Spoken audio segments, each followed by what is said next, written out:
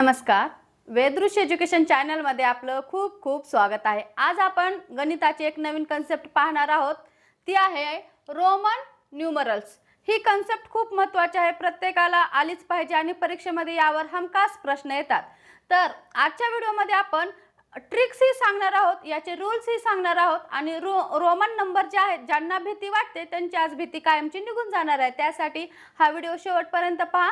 आणि जे पालक पाहत असतील त्यांच्या जर पाल्यांना भीती वाटत असेल गणिताचे, तर आपले वेदृश्य एज्युकेशन चॅनलवर खूप छान छान इझी मॅथ आहे, तर ते नक्की आपल्या पाल्यांना दाखवू शकता. चला तर मग आपण वेळ न वाया घालता सुरुवात करूयात.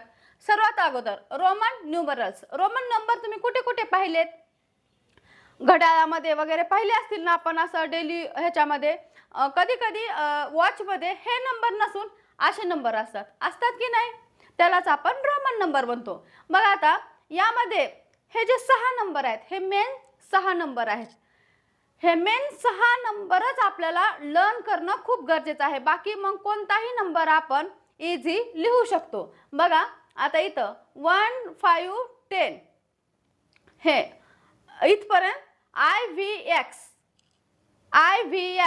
1 5 10 म्हणजे 5 5 चा अंतर, इथे 5 चा इथे 5 चा, 1 5 10 IVX असं पाठ करायचं. आणि 50 100 500 50 100 500 LCD टीव्ही असतो ना, LCD M म्हणजे माकड, लक्षात ठेवा. M मीन्स माकड आणि त्याला 1000 आपण असं नंबर मध्ये लिहितो आणि हा रोमन मध्ये त्याला काय म्हणतो आपण, M. हे असं हे 6 नंबर आपल्याला पाठ करून घ्यायचे आहेत. आता 6 नंबर पाठ केल्यानंतर फक्त हेच करून आपल्याला जमणार आहे का? हेच नंबर आपल्याला एक्झाम मध्ये येणार आहेत का? नाही येणार. आता हेच आपल्याला याच 6 नंबरचा यूज करून आपण कोणतेही नंबर कसं लिहू शकतो ते शिकण्यासाठी आपल्याला त्याचे रूल्स पाहावे लागतील का? आता बघा इथं मी एक लिहिलेला आहे, V आणि I लिहिलेला आहे. तर आता मध्ये रूल नंबर 1 आपण पाहूयात, तो आहे ॲडिशनचा. आता बघा जेव्हा आपण इथे स्टार्टिंगला मोठा नंबर येतो आणि त्याच्या पुढे लहान नंबर येतो. जेव्हा मोठा V कसा इथं मोठा, या दोघाला जर पाहिलं तर आपल्याला माहित आहे कोण आहे. I म्हणजे कोण आहे? 1 आहे, हा लहान आहे. आणि V म्हणजे कोण आहे? 5 आहे, हा मोठा आहे. म्हणजेच V म्हणजे आपला मोठा आहे. मग काय करायचं, मोठ्याच्या पुढं जो नंबर येतो का त्याला ऍड करायचं. म्हणजे आता बघा मोठ्याच्या पुढे जो येतो त्याला आपण ऍडिशन करायचं. हा झाला आपला रूल नंबर 1. मी एक सेंटेन्स 2 वेळेस 3 वेळेस रिपीट करते, तर काही जणांना व्हिडिओ बोर वाटेल, परंतु तो रिपीट केल्यानंतर तुम्ही जर कॉन्सन्ट्रेशनने ऐकला तर इथेच तुमची रोमन न्यूमरल्सची कन्सेप्ट क्लिअर होते. बघा आता इथे बघा स्टार्टिंगला मोठा नंबर आहे म्हणून आपण 5 लिहायचं प्लस, आणि हा I कोण आहे? 1 आहे. हे किती झाले? 6. म्हणजे हा जो नंबर आहे हा किती आहे? 6 आहे. मग जेव्हा पण रूल नंबर 1 आहे, जेव्हा पण मोठ्याच्या पुढे छोटा येतो तेव्हा काय करायचं? ऍड करायचं.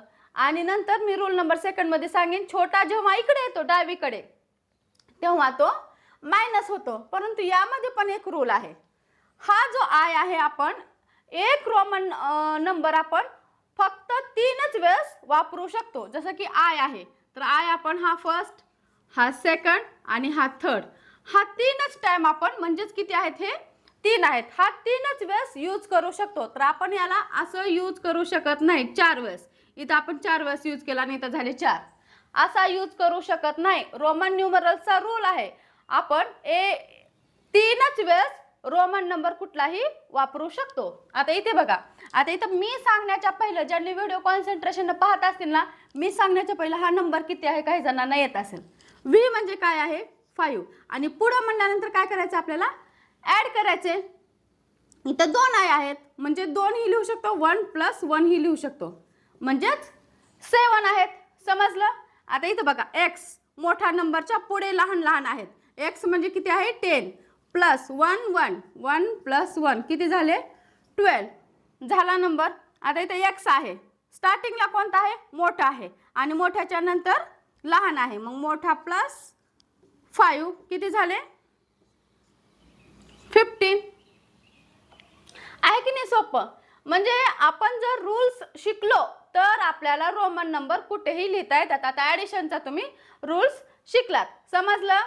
आता नंतर अशा नंबरचे असे कसे तयार करायचे रोमन ते मी तुम्हाला शिकवते. त्यानंतर त्याच्या अगोदर आपण रूल्स पाहूयात. आता ॲडिशनचा रूल्स समजला, आपण ॲडिशन केव्हा करू शकतो. आता त्याच्या विरोधात काय आहे? सबट्रॅक्शन. सबट्रॅक्शन याच्या विरोधात आहे. ठीक आहे, चला मग पाहूयात. रूल नंबर 2 आहे सबट्रॅक्शन. आता सबट्रॅक्शन कसं करायचं? फक्त ॲडिशनच्या विरोधात आहे हे. ॲडिशन मध्ये काय होतं? याच्या पुढे हा जर आला तर काय होत होतं? लहान नंबर आला तर काय होत होतं? ॲड होत होतं. परंतु जर लहान नंबरच डावीकडे आला, रोमनच्या डावीकडे आला, तर त्याचं मायनस करायचं. म्हणजे हा व्ही जो आहे अगोदर लिहायचं 5, पण इथं ॲड न करता मायनस करायचं. का?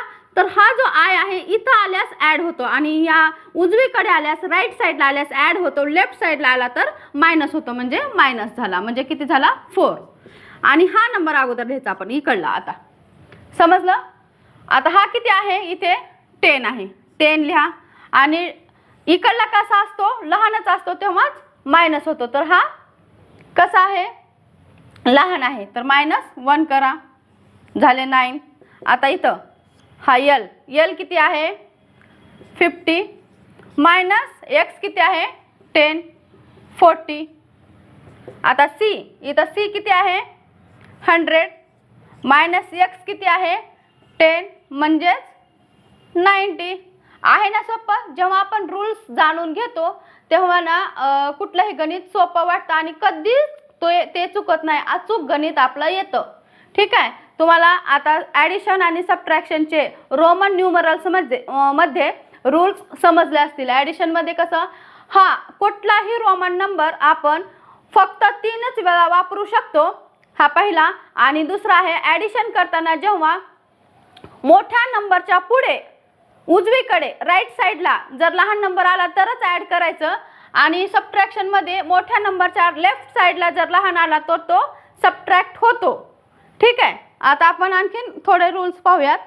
करण्यासाठी तर पूर्ण आपल्याला रूल्स पाहावेच लागणार. तर बघा, काही रूल्स पाहिले होते, आता आणखीन काही रूल्स. आता इथं बघा, आय, एक्स आणि सी फक्त हे 3च रोमन काय सबट्रॅक्टसाठी वापरले जातात. हे 4 खूप महत्त्वाचे आहेत. आता इथं I only V and x before use. आता आयचा आणि एक्सचा वापर कशासाठी केला जातो? फक्त बिफोर. आय कुठं वापरला जातो? व्ही आणि एक्सच्या बिफोर वापरला जातो, नंतर वापरला जात नाही. आय हा व्ही अँड एक्सच्या, जसं की IV4, IV9 असाच वापरला जातो, त्याच्या पुढे येत नाही. आय या दोघाच्या पुढे येत नाही तर पाठीमागेच येतो. आता एक्सचा वापर फक्त यल आणि डीच्या यल आणि सीच्याच पाठीमाग बिफोर यूज केला जातो. जसं की XL, XC. समजतंय? आणि सी हा फक्त डी आणि एमच्या अगोदरच वापरला जातो, कुठेही वापरला जात नाही. सी कुठेही पुढे वगैरे येत नाही. सी हा फक्त डी आणि एमच्या अगोदरच येतो. समजतंय? आता याची किंमत, फॉर एक्झाम्पल याची किंमत काढा. आता डी किती आहे? 500. डी कसा आहे? मोठा आहे. मोठ्याच्या डावीकडे संख्या आली की काय होते? सी मायनस होते. सी ची काय आहे? 100. म्हणजे तिथे झाले 400. अशी किंमत येते. डी सी असं येत नाही कुठेही, कारण हा मोठा नंबर आहे ना सी, म्हणजे 600 असं येत नाही. समजतंय ना? चला आता आपण ब्रेक डाऊन लास्टची एक ट्रिक आहे. जे मोठे मोठे नंबर्स आहेत त्याला रोमन मध्ये आपण कसं लिहायचं ती एक लास्टची ट्रिक पाहूयात आणि आपला व्हिडिओ एंड करूयात. हे ब्रेक डाऊन मेथड. आता हा नंबर आहे, आपल्याला या नंबरला रोमन मध्ये लिहायचे. तर आपण कसं लिहायचं? सगळ्यात पहिल्यांदा आपण याला राऊंड फिगर मध्ये करून घ्यायचं. म्हणजे 1000, 100 युनिट, टेन्स युनिटच्या प्लेस मध्ये लिहून घ्यायचं. म्हणजे आपल्याला सोपं पडतं आणि आपलं आन्सर हे अचूक येतं. तर बघा इथं युनिट, टेन्स, 100, 1000 लिहून घ्या. प्लस इथं काय येणार? 100च्या प्लेसला म्हणून 900, प्लस हे टेन्स प्लेसला म्हणजे 90 आणि प्लस हे युनिट प्लेसला म्हणजे 4. आता इथं 1000 साठी आपल्याला काय लिहायचं? इथं एम लिहायचंय. लिहा एम. प्लस आता 900 साठी इथं कुठला नंबर आहे का? नाही. मग आपल्याला 900 कोणाच्या जवळपास आहे, यमच्या जवळपास आहे. मग आपण यम लिहिल्यानंतर काय होईल, 1000 होईल. मग त्या 1000 मधून आपल्याला काय करायचं आहे, एक मायनस करायचं आहे, 100 मायनस करायचं आहे, म्हणजे सी मायनस करायचं आहे. आणि मायनस करण्यासाठी आपण छोटा जो आहे तो डावीकडे लिहितो, म्हणजे सी यम प्लस आता 90 कोणाच्या जवळपास आहे, 100च्या सी. परंतु सी मधून आपल्याला किती 10 मायनस करावं लागतील, म्हणजेच मायनस जो नंबर करायचा आहे तो इकडे येणार आणि ह्या सी इथे येणार. प्लस 4 कोणाच्या जवळपास आहे, व्हीच्या. आता व्ही आपण लिहिलं, परंतु आपल्याला एक नंबर त्याच्यातून मायनस करायचा आणि जो मायनस करायचा असतो तो लेफ्ट साईडला लिहिला जातो, म्हणजे 1 इथं लेफ्ट साईडला लिहिणार. मग आपला कसा रोमन नंबर तयार होणार, M C M X C 1 V. हा झाला आपला, हा नंबर रोमन मध्ये असा झाला तयार. जर तुम्हाला रोमन न्यूमरल्सची कन्सेप्ट क्लिअर झाली असेल तर मला 2026 हे रोमन मध्ये लिहून कमेंटमध्ये नक्की कळवा. आणि असा छान छान व्हिडिओ पाहण्यासाठी आपल्या वेदृश्य एज्युकेशन सोबत जॉईन व्हा आणि छान छान व्हिडिओ पाहत राहा.